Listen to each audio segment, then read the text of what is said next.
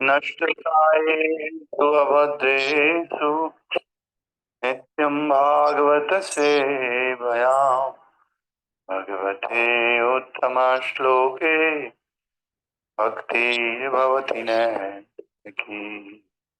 कृष्णाय वासुदेवाय देवकी नन्दनाय च नन्दगोपकुमाराय श्रीगोविन्दाय नमो नमः।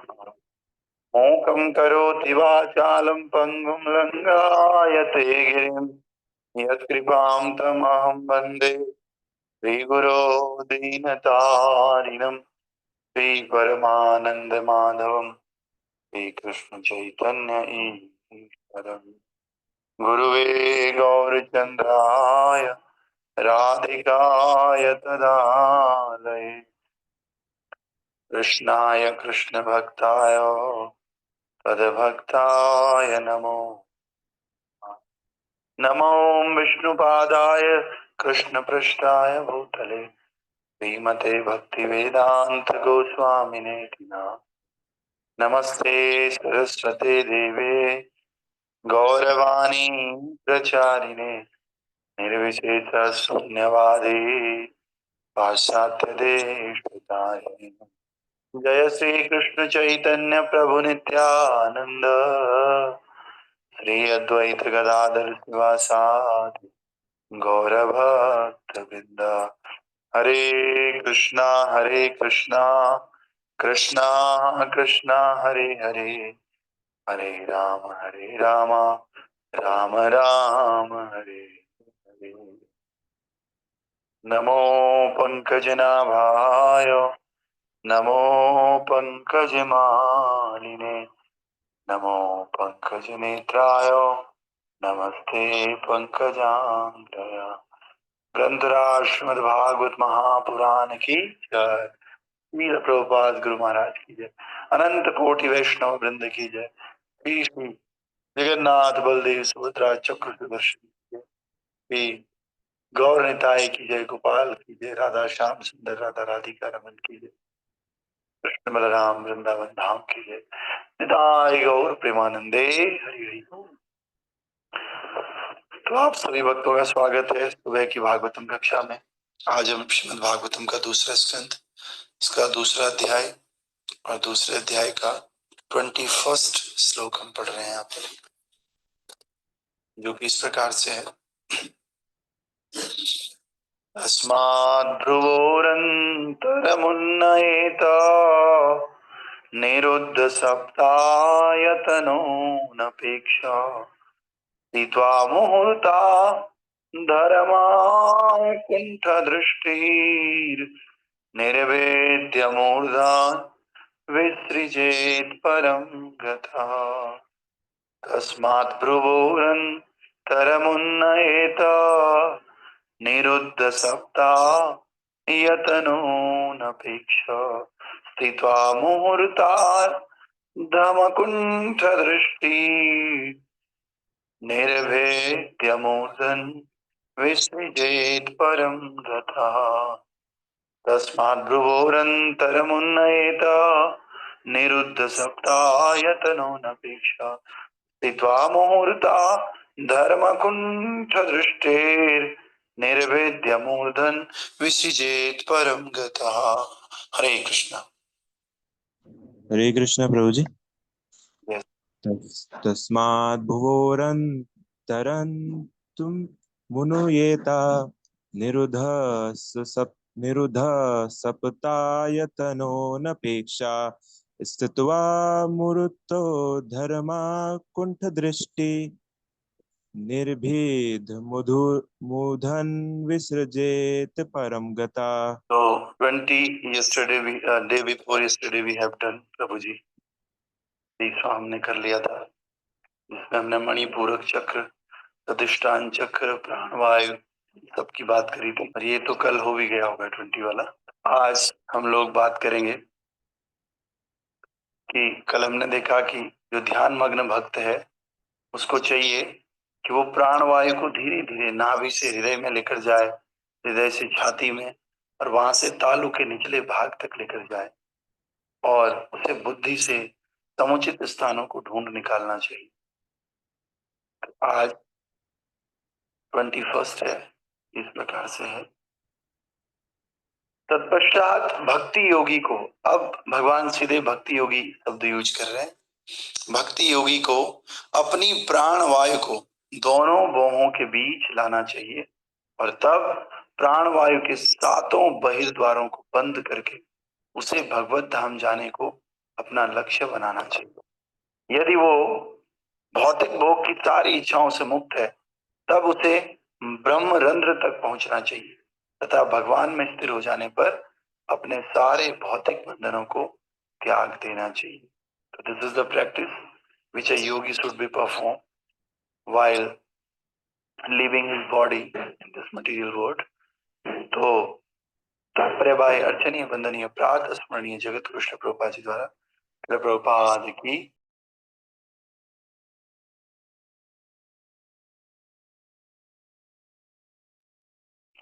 तो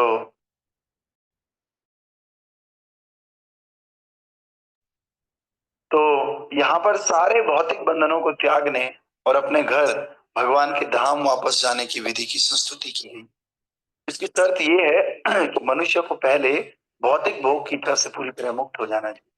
ये बात तो क्लियर है और बातें समझ आए ना आए, जब तक भौतिक भोग की इच्छा खत्म नहीं है तब तक भौतिक धाम नहीं जा सकते, भगवान के धाम नहीं जा सकते।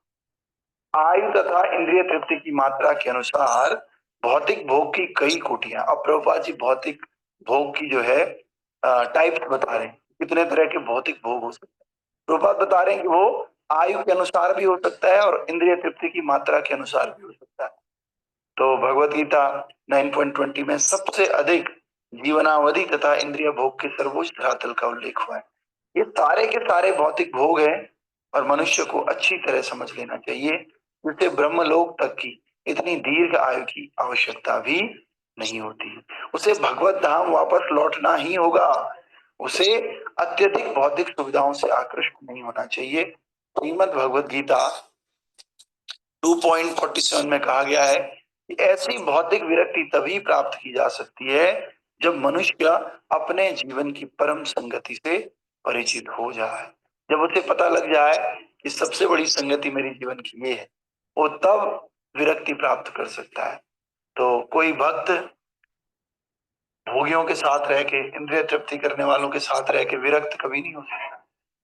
बल्कि अगर किसी को विरक्ति चाहिए तो उसे विरक्ति वाले लोगों का संग करना चाहिए। और प्रभुपाद बता रहे हैं वही संग सबसे बड़ा संग है। परम दृष्टा निवर्तते, जब तक मनुष्य आध्यात्मिक जीवन की प्रकृति को पूरी तरह समझ नहीं लेता तब तक वह मुक्त नहीं हो सकता। निर्विशेषवादियों की एक श्रेणी द्वारा ये प्रचार करना कि आध्यात्मिक जीवन सभी प्रकार की विविधता से शून्य है, ये बहुत घातक है और जीवों को बहकाकर अधिकाधिक भौतिक भोग की ओर लेकर जाने वाला है। तो अध्यात्मवादियों की एक और कैटेगरी है जो कहते हैं सब कुछ शून्य है, इसलिए आप शराब भी पियो तो उसने भी शून्य में चले जाना है, आप बकरा मारकर खा दो उसने भी शून्य में जाना है, सब कुछ शून्य है।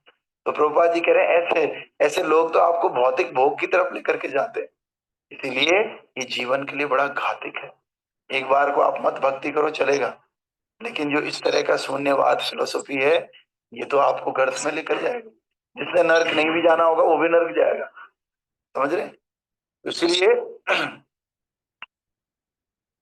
ये लोग बहका कर जीवों को भौतिक भोग की तरफ लेकर जा रहे हैं और फलस्वरूप अल्पज्ञ लोगों को यह परमेश्वर की कोई धारणा नहीं हो पाती।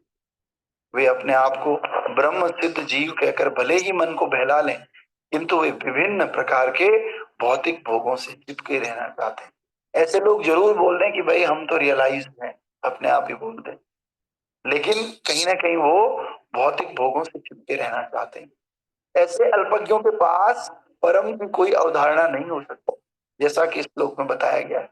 अतः वे परमेश्वर के पास नहीं पहुंचते। वो तो सुप्रीम किसी को मानते ही नहीं, वो तो सबको ही सुप्रीम मान रहे। वो कह रहे हैं आप भी सुप्रीम हो, मैं भी सुप्रीम हूँ, वो तो कह रहे हैं सब सुप्रीम है तो फिर वो सुप्रीम तक कैसे पहुंचाएंगे? उनके लिए तो ये प्रकृति भी सुप्रीम है, सब सुप्रीम है उनके लिए। उनके लिए मैं, आप, ये वो सब सुप्रीम है। तो वो कहते हैं कि हम सब सुप्रीम है। बस आप थोड़ा अंदर झांक के तो देखो, अपने झांक के देखोगे तो आपको पता चलेगा जीवन के लास्ट में कि मैं ही भगवान था। मतलब कैसा भगवान होगा वो, आप समझिए, जिसको जिंदगी भर पता ही नहीं चला मैं भगवान, और मरते समय उसको उसको पता चला यार मैं तो भगवान था। तो ये तो भगवान श्री रामचंद्र भी नरलीला करते हैं, कृष्णचंद्र भी नरलीला करते हैं, चैतन्य महाप्रभु भी नरलीला करते हैं। लीला करना अलग बात है, लीला करने वाले को पता रहता है कि मैं लीला कर रहा हूँ, लेकिन मैं भगवान हूँ। लेकिन ये कैसे भगवान है भैया, जो सुबह सुबह उठ के फ्रेश हो रहे हैं, फिर नौकरी धंधे पे भी जा रहे हैं, फिर बॉस की डांट भी सुन रहे हैं, आकर के वो थक भी जाते हैं, कैसे भगवान है। और इसके बाद भी उनको पता नहीं चल रहा कि मैं भगवान, उनको डायबिटीज भी हो जाती है ऐसे भगवान को। और ऐसे भगवान आश्रमों के लिए लड़ाई भी करते हैं, ये मेरी जमीन है, ये तेरी जमीन है, और फिर लास्ट में ये भगवान हो जाते हैं। बाप रे, पता नहीं अचानक कैसे भगवान बन जाते हैं। फिर इनको याद आता है, ओहो मैं तो भगवान था, मैं कहाँ पे डूब गया था। तो कह रहे हैं ये नर्क ले जाने वाली बात है, ये तो अपराध है। तो आगे कह रहे हैं ऐसे अल्पज्ञों के पास परम की कोई अवधारणा होती ही नहीं है ही नहीं कोई फिलोसफी। तो कैसे लेकर जाएंगे ये परम के पास, जैसा कि इस श्लोक में बताया गया है, अतएव वे परमेश्वर के पास नहीं वो खुद भी नहीं पहुंच पाते, उनके चेले भी नहीं पहुंच पाते, खुद ही नहीं पहुंच पा रहे, चेले कहाँ पहुंचेंगे। भक्तों को आध्यात्मिक जगत, भगवान तथा बैकुंठ लोक कहलाने वाले असीम लोकों में उनकी दिव्य संगति का पूरा पूरा ज्ञान रहता है। लेकिन इसके उल्टे जो भक्त है ना, वो समझते हैं भैया मेरे घुटने में दर्द हो रहा है, उसका कारण मुझे पता नहीं है, तो मैं भगवान कैसे हो सकता हूँ। उसके लिए मैं डॉक्टर के चक्कर लगा रहा हूँ, दूसरे व्यक्ति को पूछ रहा हूँ, टेस्ट कर रहा हूँ कि भैया ये घुटने में दर्द क्यों हो रहा है। अपने घुटने का दर्द तो मेरे से संभाला नहीं जा रहा है, और मैं कह रहा हूँ भगवान हूँ, जो कि पूरे सृष्टि का संचालन कर रहे हैं। तो आप देखिए ना, कई सारे मालिक कैसे हो सकते हैं। हमने कहा कि एक कंपनी है, सारे लोग ही उसके मालिक हैं, उसमें 3,000 वर्कर काम कर रहे हैं, तो सब मालिक हैं उसके। तरुण प्रो के यहाँ जितने लोग करते हैं सब मालिक हैं, और उनको पता ही नहीं था। वहां पर एक हमारे इधर एक प्योन है, पता चला वो प्योन को पता ही नहीं था वही मालिक है बिल्डिंग का। और वही नहीं, उसके बगल वाला, जितने वहां काम कर रहे हैं, जितने सफाई कर रहे हैं, सब मालिक थे, उनको पता ही नहीं था। मालिक होने के बाद भी वो साइकिल में जा रहे थे, और जा करके फिर जी हजूरी कर रहे थे मालिक की दिन भर। फिर जो असली मालिक है वो कहाँ जाएगा भैया। तो मतलब वो बेवकूफ था। तो ये सब बेकार की बातें हैं। वास्तव में जो भक्त है ना, भक्त जानता है कि मेरे बस में कुछ भी नहीं है, और मैं जरूर हूँ, मैं इटर्नल हूँ, ऐसा नहीं कि मैं खत्म हो जाऊंगा, मैं शाश्वत रहने वाला हूँ, लेकिन मैं भगवान का सेवक हूँ, मेरे से ऊपर कोई है, वो भगवान है जो सबके मालिक है, और उन्हीं का मैं एक अंश हूँ, छोटा सा। वो बहुत विभु है, और मैं एक छोटा सा अणु। विभु मतलब बहुत बड़ा होना, और अणु मतलब उसका इनफाइनाइटली टाइम्स छोटा होना, बहुत छोटा हूं। पर मैं भी हमेशा रहता हूं, और वो विभु भी हमेशा रहता है, क्योंकि मैं उन्हीं से प्रकट हुआ हूं। लेकिन मेरी सामर्थ्य उनके सामने कुछ भी नहीं। तो ये फिलोसफी है, और इसीलिए मैं भटकता भी रहता हूँ, क्योंकि छोटा हूं ना, और वो महान है, वो बड़े हैं, वो विभु हैं। इसलिए वो अगर नर के रूप में भी आते हैं, तब भी वो लीला की दृष्टि से मनुष्य बन जाते हैं, लेकिन उनको सब कुछ याद रहता है। इसीलिए तो अर्जुन ने गीता में कहा कि भाई तेरे, मेरे और ये सब राजा, हम हमारे कई जन्म हो चुके हैं, लेकिन तुमको तो कुछ याद है ही नहीं, क्योंकि तुम क्या हो, जीव हो, जीव तत्व हो, भगवान नहीं हो तुम। और मैं भगवान हूं, इसीलिए मुझे तुम्हारे पिछले सारे जन्म याद है, और अगले कौन से जन्म होंगे वो भी मुझे पता है। समझ रहे, ये भगवान और जीव में अंतर है। भगवान को और जीव को एक जैसा मानना बहुत बड़ा अपराध, नरकगामी है सब चीज। तो इसलिए कह रहे हैं कि भक्तों को ये सब पता रहता है, इसीलिए भक्तों की संगति बड़ी महत्वपूर्ण है। और यहाँ पर अकुंठ दृष्टि, इसका भी उल्लेख हुआ है। अकुंठ या वैकुंठ का एक ही भाव है, और जिस किसी ने आध्यात्मिक जगत तथा भगवान के साथ साक्षात संगति को अपना लक्ष्य बना रखा है, केवल वही इस भौतिक संसार में रहते हुए भी अपने बंधनों को त्याग सकता है। अरे उस आध्यात्मिक जगत का इतना प्रभाव है कि वहां रह करके तो आदमी होगा ही बंधन मुक्त, लेकिन अगर उसकी संगति कोई व्यक्ति यहाँ भी करता है भौतिक संसार में, तो यहाँ रह के भी वो बंधन मुक्त हो सकता है। भगवान और उनके भक्त ये दोनों आध्यात्मिक है, ये दोनों बंधन से मुक्त है। और इनकी कोई संगति यहाँ रह के भी करता है तो यहाँ रहते रहते भी वो मुक्त हो जाता है। इसलिए बोलते हैं नित्य मुक्त और नित्य सिद्ध, ये दो तरह के भक्त होते हैं, वैष्णव होते हैं। तो नित्य मुक्त जीव वही है जो यहाँ पर है, मुक्त होकर भगवान के धाम चले गए। और जो नित्य शुद्ध है वो भी भगवान के धाम से आते हैं। तो इस प्रकार से यहाँ रहते हुए भी प्रभुपाद जी भगवान के धाम से आए, लेकिन माया से कभी उनका कोई लाला पड़ा ही नहीं। तो इसलिए प्रभुपाद जी जैसे संत हैं वो संसार में रहकर भी मुक्त रहते हैं, और उनके साथ अगर हम रहते हैं तो हम भी मुक्त हो जाते हैं भौतिक संसार में रहते हुए। मुक्ति का अर्थ ये नहीं है कि आपको मरना ही पड़ेगा, मुक्ति का अर्थ है कि आप इस भौतिक संसार के क्लेशों से मुक्त हो गए। अब आपको ये भौतिक संसार की चीजें आकर्षित नहीं करते हैं, उसको मुक्ति बोलते हैं। बस अब मृत्यु तो एक फॉर्मेलिटी है उस आदमी के, मुक्ति तो वो कब का हो चुका है, लेकिन बस एक दिन फॉर्मेलिटी आएगी। जैसे कोई पक्का हो जाता है आदमी एग्जाम तैयार करने के लिए, लेकिन एग्जाम तो एक फॉर्मेलिटी है, फिर एग्जाम आता है कहता है तैयारी तो है, फटाफट देता है, हो जाता है उसका। लेकिन एग्जाम के लिए तैयार तो वो 1 साल पहले ही हो चुका था, 6 महीने पहले हो चुका था।